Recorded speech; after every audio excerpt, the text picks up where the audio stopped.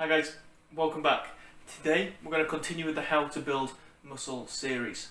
In the last few videos we've been through nutrition basics and training basics. In today's video we're going to finish off the training section by looking at training in a little bit more detail, and we're going to look at exercise selection and exercise order. So we're going to talk about some of the factors we need to take into consideration when it comes to deciding which exercises we're going to pick for our workouts and how we're going to order them within that workout. And then we can put all the basics that we've learned beforehand previously along with these little details to get the most out of our training and our sessions. First and foremost, we're going to start with exercise selection. Now, before I get into these factors that we need to think about, when it comes to exercise selection and order, things can get a little bit complicated. I want to keep this video as simple and as straightforward as possible. Okay, I want to try and make sure you can take this information away and apply it without it being too complicated. One thing I would say as well, if you do want to get the most out of this, I would then also, once you've watched this video, prompt you to go away and maybe delve into some of these things in a little bit more detail. I will have done previous videos on some of these topics, and I will do more in the future, maybe getting into a bit more detail. But like I said, with this video, we're going to just cover the basics. I'm going to try and keep it as simple as I can, so you can move away from this video with bits of information that you can then apply.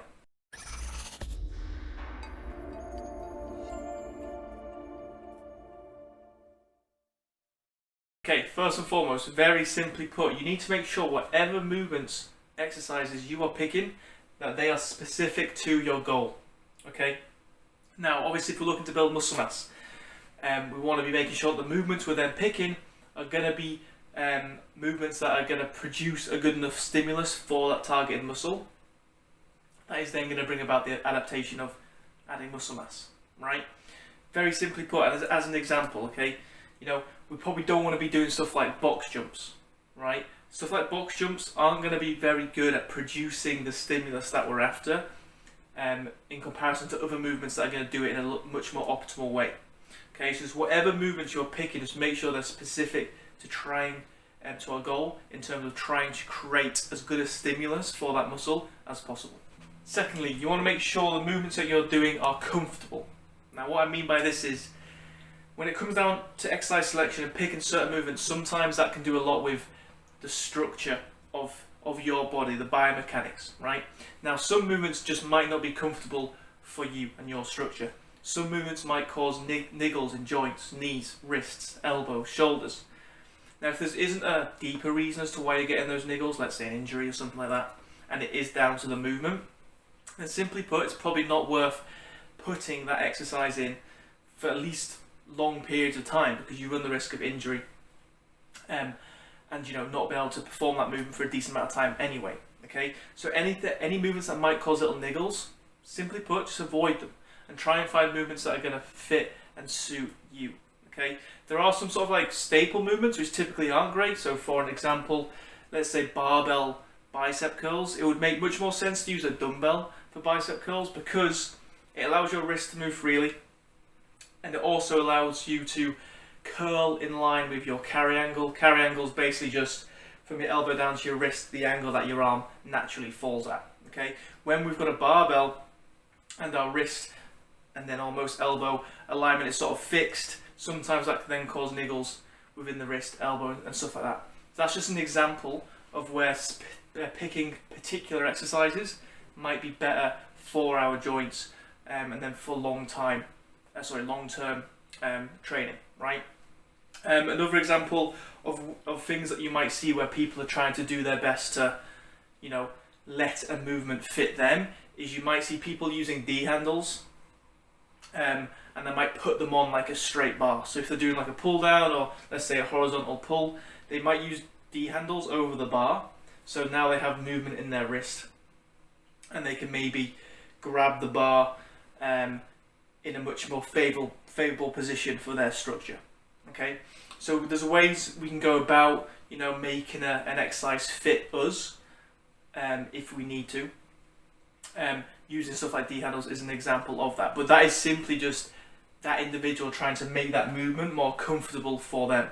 So again, simply put, if there are movements that just don't feel comfortable, you know that they're bringing niggles in certain joints, it's better to avoid them. Next we've got stability. So stability, how stable you are in a movement, how locked in to a movement you are, is going to play a part in how much force you can produce. Okay, the more stable you are, the more force you can produce.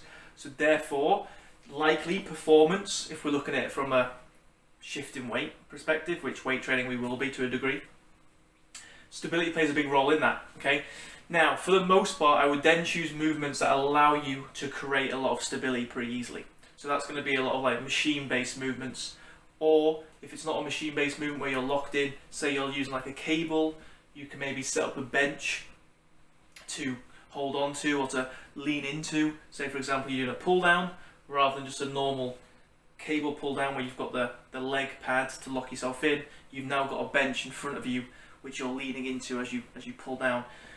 Changes like that are going to help increase stability. For the most part across your exercises, I would look at making sure they are movements that you can create a lot of stability in, especially if you're new to training. Movements that might not have a lot of stability, such as, let's say, RDLs as an example, where you've not got anything to lock into and you've got to create that stability. You've got to, turn your feet into the floor, you've got to keep tension in your core, you've got to lock the shoulders and elbows into lats, you've got to create all that stability. Those movements aren't bad movements. I would just say maybe using them less frequently than movements where we can create a lot more stability more easily. Okay, so it's just something to take into consideration, something to think about when it comes to exercise selection. Next, we've got this idea of stimulus versus fatigue. So basically what this means is how good is that movement at getting the stimulus that you want, right? So getting the stimulus of that targeted muscle. So how well basically can you train that targeted muscle? How easily can you tax it in a safe environment? How good of a pump can you get within it? Stuff like that. Versus how fatiguing overall is that movement? Okay, so again, let's take an example of like a hamstring curl, seated hamstring curl in relation to like an RDL. Seated hamstring curl, you're locked in, quite stable, you're going to be able to produce a lot of force. You can isolate that muscle relatively well. Obviously, it's not just that muscle you're using, everything else is going to be working, but you can isolate it to a degree, and therefore you can target it pretty well. Okay, the fatigue of that movement is also going to be pretty low. Okay. Whereas in comparison to, let's say, an RDL where you're also challenging the hamstrings, it's going to be, let's say, potentially a little bit harder to really tax the hamstrings as well, or let's say in a similar fashion. However, the fatigue of that overall movement is going to be a lot higher, right? And again, this isn't to say that the movements that are going to create more fatigue and potentially less stimulus are worse. It's just saying that, in my opinion, for the majority of that session, or let's say for the majority of the exercises within your training, you probably want exercises that are lower fatigue but higher stimulus, right? Because across the board, that's going to be more favourable towards adding muscle mass. Okay, because if fatigue's low, you can perform very well, and if stimulus is high, then fantastic. That's what we want. And again, it's not to say that you shouldn't include movements that maybe stimulus is a little bit lower, fatigue is a little bit higher, but maybe be a bit more careful and limited with them. Next, we've got range, and by this I mean range of movement. Okay, again, not to make this too complicated, but a muscle will go through a lengthened range, so it's stretched, through to a shortened range. Okay, that's like the full range of a muscle. Now, some movements are going to be better at training, or let's say taxing a muscle along a certain phase of that length. Okay, so for example, let's take quads. A leg extension is very, very good at taxing or targeting the shortened range of the quad. A lot of other quad exercises aren't very good at challenging that shortened range. So we want to try and make sure the exercises we are selecting are going to allow us to challenge that muscle group within its full range. Okay, across the different exercises that we're picking, right? So again, it's just having a little bit of knowledge of which exercises might target which length or range, should I say, of that muscle. Okay. Again, this is delving a little bit deeper, and if you get a little bit picky, but these small things can help. Okay, and it can, if you can make sure that across exercises you are challenging the range pretty well, that is going to be beneficial. So there's some factors to think about when we're picking the exercises that we want. Now we're going to go through a few factors when it comes to how we might order them within a workout, right? First one we'll start with is priority. So within that session, what is the priority? What are you trying to get out of in terms of muscle groups, okay? Because when you're earlier on in the session, you're going to be fresher, you're going to be able to potentially perform better. It might make more sense to prioritize certain muscle groups, the ones that you want to get the most out of in that session, earlier on, because like I said, you're going to be fresher, you're going to perform better, okay? Similarly with stability, which is the next factor, movements where you have to create a lot of stability. So again, we used the example of RDLs. Because you have to create a lot of stability, it would maybe make more sense to put these earlier on in the session when again we're going to be fresher and we're going to have more energy, right?